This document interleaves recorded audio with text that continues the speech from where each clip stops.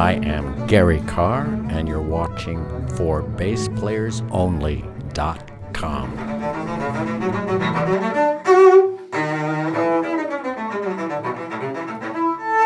Hi everyone, John Liebman here. You're watching for BassPlayersOnly.com. Coming to you today on location from Ithaca, New York at the 2017 convention of the International Society of Bassists with none other than ISB founder himself, Gary Karr. How are you, Gary? I'm fine, and isn't it wonderful to listen to all this noise in the background? Oh, I'm used to it. You can't even tell we're at a bass convention, can you, folks? I got to start out by saying congratulations. 50 years since you founded the ISB. Does it feel like 50 years or 50 minutes or No, 50? I don't know why people keep coming up to me and saying, gee, I knew you 40 years ago, I knew you 30, I knew you 50. And I'm wondering because they look so old. I'm still a young guy. You are. I got to tell you, you look marvelous. Oh, thank you very much. You really do. Boy, there's so much we can talk about, but we have a limited time. I want to talk about what you've done with your career. And you know, when I came up and I was learning the bass, you have to look pretty hard to find music that was written originally for the bass. Mostly we were playing transcriptions. Of course, exceptions do exist. I mean, there's Bottesini or the Von Hall Concerto and all the Kusevitsky stuff, and the Van Gern Scherzo, I assume, was written for the bass, or No, actually, I mean, I stole it like everybody else at that time. My teacher, Herman Reinshagen, gave it to me, and it was originally written for the cello. The cello. The cello. And I've tried to do research on this Van Hoons guy, who was Dutch, but there's very little known about him. Maybe that's the only piece he ever wrote. I want to ask you what you're known for. As you're like the guy who took bass forward, because traditionally, except for those handful of exceptions that we mentioned, the most of the bass playing was orchestral playing. And you're the one that kind of put the solo thing on the map. That's how I see you. I think that's how most people see you. Back in the early 60s or whenever it was at the concert with Bernstein. Well, what inspired you to take the bass? I don't know. You mentioned in your keynote address the other night, you mentioned Ron Carter and Mingus, and that didn't really surprise me. But I wondered if there were other guys on your radar like Jimmy Blanton or Scott LaFaro, people that took the bass forward, different from what people were used to hearing on the bass or what they thought the bass should be or should sound like. What inspired you to do what you did, to put it more in the forefront as a solo instrument? The 60s were really interesting because Scotty LaFaro, I mean, I was a big Bill Evans fan, and what he was doing was breaking all the rules. I mean, he just exploded the instrument in ways that nobody ever dreamed possible. And at the same time, unwittingly, because I didn't do this on purpose, I came from a family of 7 generations of basically orchestral players. And but I had this vision, I loved to play the bass, and I thought that the sound of the instrument was so beautiful. I mean, it was all about the sound for me, and I just wanted to communicate my love of the instrument through solo playing. But I wanted to, and so I seem to have broken down a lot of walls the same way that Scotty LaFaro did in jazz. But what you said about studying orchestral, most of the teachers at the time were not really working a lot on orchestral excerpts. When you went to a private lesson up to the 60s, you went through the sonata books and all that kind of stuff, and you're playing etudes. But we were playing solo. Everybody came to a lesson to play a solo, and then you might work a little bit on an excerpt from an orchestral work, but still the emphasis was there was always a dual thing going on, solo and orchestra. That separation occurred late 60s, and I'm really disappointed that happened. It was really unfortunate that I can't imagine an orchestral bassist not having an opportunity to express himself alone in some kind of meaningful way on the instrument. And especially, I think that every orchestral player should some play jazz, which I think is a great thing, but they should also know Bach suites. They should be able to go in a corner if they feel like it, and during the break, and just for themselves, nobody else, just play a Bach suite and just feel good about what they're doing. When you mentioned Ron Carter and you mentioned Mingus the other night, that didn't really shock me, but you did mention some other players that I was not expecting to hear come out of your mouth. I got to tell you, you provide a real nice balance to my interviews. I've interviewed on Monday, June 5th, we published our 500th interview on ForBassPlayersOnly.com, and that includes Geezer Butler from Black Sabbath and Robert Trujillo from Metallica. Maybe you caught those interviews. Yeah. But on the other end of the spectrum, I've interviewed Jeff Braditich, I've interviewed Larry Hutchinson and Terry Plumeri and a few others. But I did not expect you to be mentioning my friends John Patitucci and Victor Wooten and Michael Manring. You also mentioned Jaco Pastorius, who I also knew.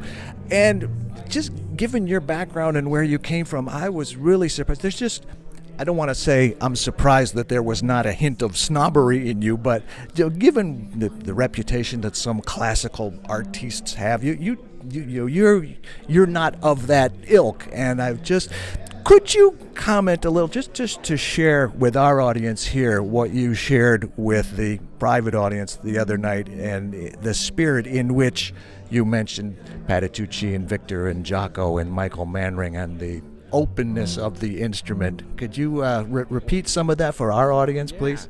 Well, my preamble to what I'm going to say is the fact that no, I'm not a snob. No, you're absolutely not. And I feel really humble in the presence of all these basses because it seems, I mean, I'm 75 now, and I've been steeped in the bass world really strong most of my life.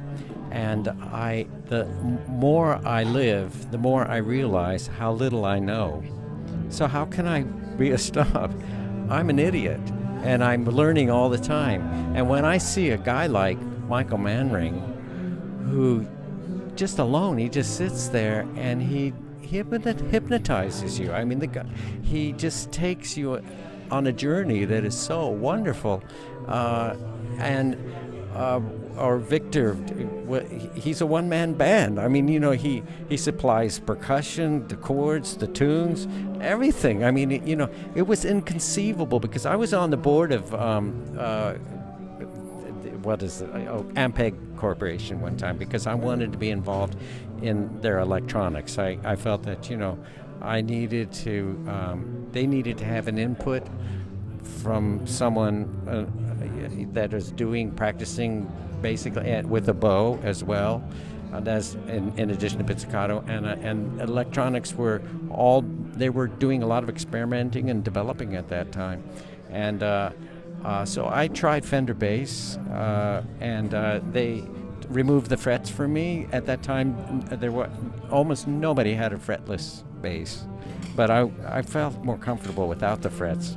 But I just got really interested in it, and what we were doing then, as to compare to what electric basses are now, is night and day difference. I mean, it is unbelievable how it's expanded, how the vocabulary's expanded, and I just get all excited. I went to a workshop, Jim Stinnett. I don't know. Oh, yeah. You should interview that guy. He has really produced some. Talk to him. His son is very talented also. His son is amazing. And he's done not only on electric bass, but on upright bass. He has these guys doing, you know, the kind of assignments he gives them? He says, okay, here's an Oscar Peterson tune, and I want you to listen, and I want you to learn that without the music, just listening. I want you to play that on the bass.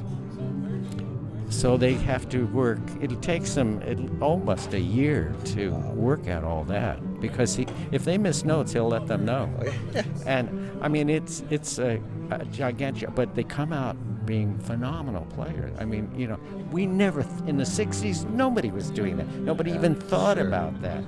I mean, you know, Paul Chambers was another guy who was, he broke a lot of the rules and did set examples for everybody else. So to great follow. to hear you talk about those guys, because I didn't know that you came from that, or that you were so open to that and into it. I do need to ask you a question about the fretless bass. I got a couple good friends, Steve Bailey and Brian Bromberg, that started on upright, and when they played electric, whether it was fretless or not, when they get up to the 12th fret or so, they go into thumb position on the electric bass. Yeah. Did you do that also? Yeah, absolutely. Yeah, I mean, it felt really good, and I like the whole spectrum.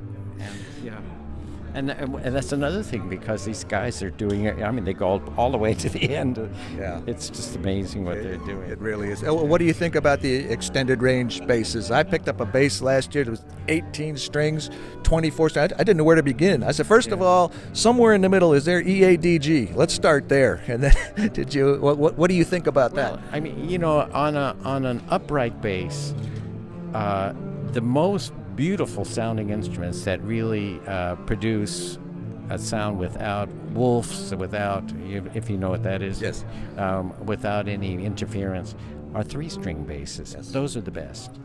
And when they added a 4th-string, they created a lot of problems. And it was really stupid tuning the bass in fourths, because it defeats itself. So that was a big mistake. If I start all over again, I would use a different tuning. Was Red Mitchell over on your radar?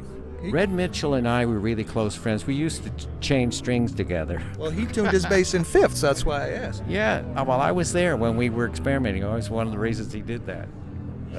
And because we used to have all-night sessions, experimenting with strings and tunings and everything. And yeah, Never knew that about you. He was a great guy. You mentioned I think you claim to have retired, but I don't really get that. I don't feel it, because you don't seem a whole lot less busy than you ever were. What are you doing now? What's keeping you busy? I practice every day. What do you practice? Well, I play Bach every day, that's for sure. And I'm always learning new music. I want, and a neat thing just happened to me recently. I was playing with an orchestra in San Francisco called the Rainbow Symphony. Bay Area Rainbow Symphony was a lot of fun for me. And this guy came up to me afterwards. I was signing CDs, and there was a lot of people around, so I couldn't talk to him. And he said, "Do you take commissions?" And I didn't know what the hell he's talking about. And I said, "But I'm not going to say no." So I said yes. So we exchanged cards. And he called me a week later, and he said, if you want to know about me, you can go online. This guy's a really well-known sculptor and writer, and I guess he's made a good amount of money, I suppose. And he said, "I want to commission maybe 3 concertos for you by composers of my choice, but I will be the director in this whole thing, because it has to be lyrical, it has to move people. And those are my requisites." So, and he's going to pay for the full shot on this kind of stuff. I had to wait 75 years for this to happen. I mean, to commission someone to write a concerto is very expensive, and he's going to cover the cost. So if there are any bass players who are watching this, and you want to play a concerto, he wants to share it with the whole bass community. He's really intent on that. Well, please keep us posted, and we will impart that information to our audience. What about the future? You've done so much. What else would you like to do? Is there something you've always wanted to do with the bass or with music that you just haven't done yet? There's always things that I want to do that come along that I never even thought about doing. But one thing, there's so much on YouTube now of old stuff of mine, nothing really recent. And I don't really know how to do it. I wish I understood all the technology. I do have a GoPro camera, and I've tried, but it really upsets me, because it records like 10 minutes, 47 seconds, and then it'll continue, but you have to edit it all together, and it's very, I'm not a techie. But what I'd like to do really now is to really put a lot of stuff on YouTube. I mean, I have an enormous repertoire that I've learned, and I'd just like to get it all out on so you can see it. And you have a lot of energy, so do it. Yeah, well, yeah, I plan to do it, so that's my next big project. Okay, we'll watch for that. Last question, Gary. What would you be if you were not a bass player? Something outside of music. Oh, outside of music, I was going to say singer. I'd be a race car driver. Seriously. or a train, not a conductor, the engineer. I'd be a train engineer. Yeah, one or the, because I'm big on trains. I'm a train collector, toy trains, and I've actually driven a train in Switzerland once, which was the most exciting thing ever happened to me. And I love cars. I'm a nut on cars, and I'm taking some lessons. That's on my bucket list.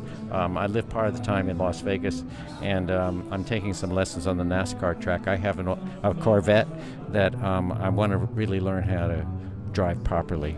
I think you just open it up for a follow-up interview, Gary. Let's get together again, and I want to hear all about that. But in the meantime, congratulations again on 50 years. I think that's incredible. Quite an accomplishment, and you've helped so many people. The ISB, International Society of Bassists.